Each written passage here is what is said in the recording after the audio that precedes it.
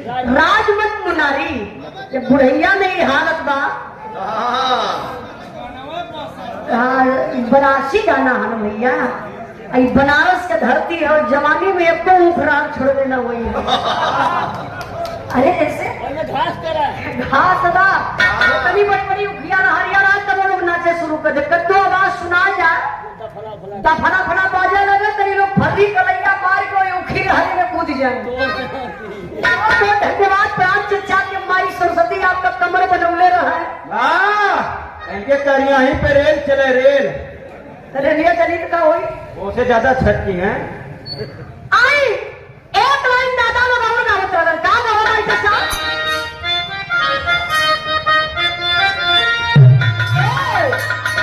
जावन मजा जावन मजा आम की चटनिया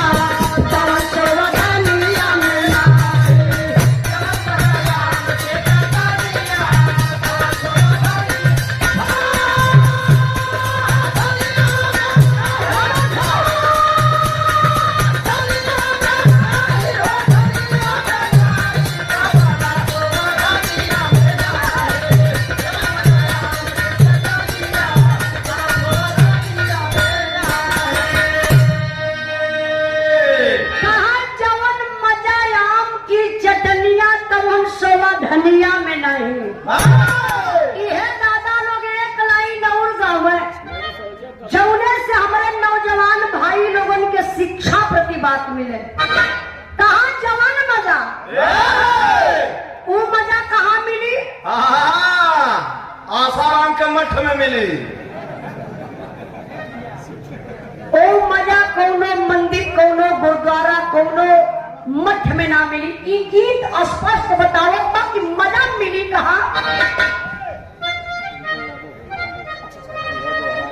देखिए पुनः दूसरा पुरस्कार हम पहले ही बतौली कि नेता हो तो ऐसा जो हम सबके बीच में रात दिन चलने का काम आप करते हैं। गरीबों के मसीहा हम मजदूरों हम किसानों के बड़े ही शुभचिंतक हैं आप माननीय हरिबंधु हॉस्पिटल से अजय यादव पिंटू भैया सुबेदार यादव समाजवादी पार्टी के आप सच्चे सिपाही नेता है। पुनः एक 500 रुपए का पुरस्कार देकर के सम्मान मिले और एक गीत के दोहरावे का आदेश भी करिए। एक बार जोरदार ताली बजा के आप लोग स्वागत सम्मान कर दी। नेताजी का बहुत बहुत प्रणाम।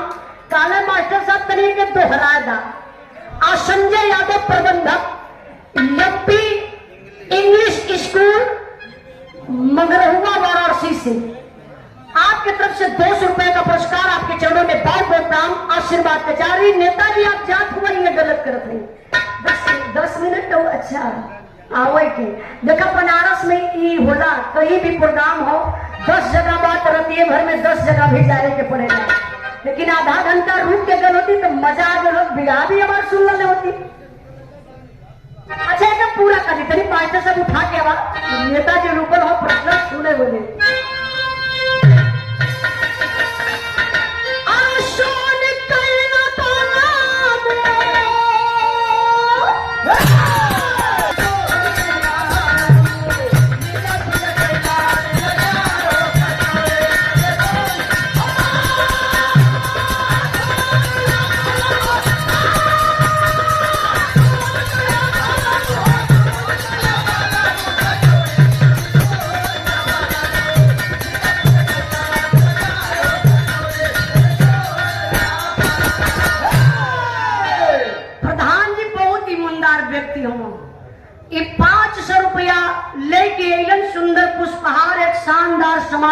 गमछा काला ही 500 बाय मां से 200 तू लेला 300 हम हर बांट ले। मतलब ईमानदार देखा ये लोग बेईमानी करत हो, घबरा मत। ना वहां से इशारा कर। अरे हम 300 वापस काला 200 तू लेला 300 वापस करना। हमारे पार्टी वाले बेईमानी पे लपटियाल हो, लेकिन ऐसा ना रही संतोष भैया जवन कुछ रही एकदम हिसाब किताब फ्रेश रही। 300 रुपया अवरने से नहीं पार्टी वाले बेईमानी पे लिए ला छुट्टा वाला मिलियन नहीं तो फिर तो क्या हमारे घरे आजमगढ़ के पड़ जात 300 वाले बने यहाँ समझ लगा तो 200-300 भाड़ा भी हो जाए। आई एक लाइन दादा लोग बतौली ना कि गाँव कहाँ गया बच्ची शमन मजा वो मजा कहाँ मिली गीत स्पष्ट बतावत में कहाँ मिली हो।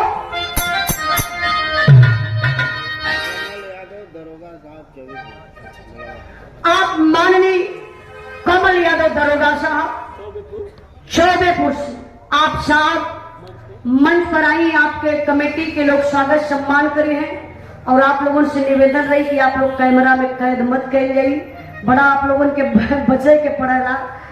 आई साहब आपका स्वागत सम्मान हमारे कमेटी के भाई लोग करे हैं।